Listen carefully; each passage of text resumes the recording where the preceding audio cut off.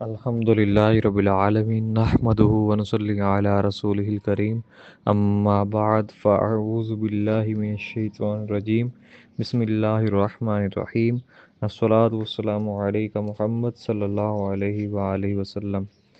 درس مقصود دنیا والآخرہ، class number 15، والدین کے حقوق۔ حضرت بایزید بستامی رحمۃ اللہ علیہ سلسلہ عالیہ نقشبندیہ کے بہت بڑے اللہ والے بزرگ گزرے ہیں۔ آپ رحمۃ اللہ علیہ فرماتے ہیں کہ مجھے تمام مرتبے، جتنے بھی رتبے ہیں، یہ اپنی والدہ محترمہ کی اطاعت سے نصیب ہوئے۔ آپ فرماتے ہیں ایک بار میری والدہ محترمہ نے رات کو پانی مانگا۔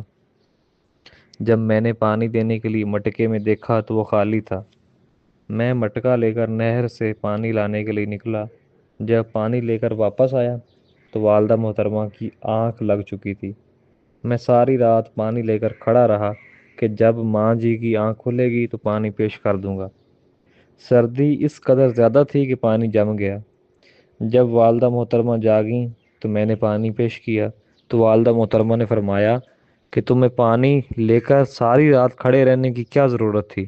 میں نے عرض کی صرف اسی خوف سے پانی لے کر کھڑا رہا کہ کہیں ایسا نہ ہو کہ آپ جاگیں اور پانی طلب کریں اور میں موجود نہ ہوا تو آپ کو تکلیف پہنچے۔ یہ سن کر میری والدہ محترمہ مجھ سے خوش ہوئیں اور مجھے دعا دی، اور یقیناً اللہ تعالیٰ بھی خوش ہو گیا۔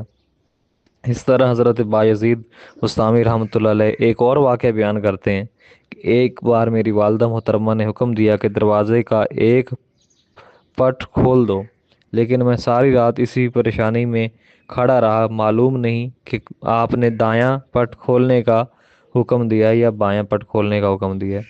اگر والدہ محترمہ کی مرضی کے خلاف پٹ کھول دیا تو نافرمانی میں شمار ہوگا۔ والدہ محترمہ کی یہ اطاعت اور فرما برداری والدہ کی خوشنودی کا ذریعہ بنی، اور والدہ محترمہ کی رضا اور خوشنودی اللہ تعالیٰ کو اس قدر پسند آئی کہ اپنے زمانے کے قطب المشائخ کے رتبے پر فائز ہوئے۔ اللہ تعالیٰ ہمارے نفوس کی اصلاح فرمائے اور ہمیں بھی والدین کے حقوق کو سمجھنے اور اسے ادا کرنے کی توفیق عطا فرمائے۔ آمین ثم آمین۔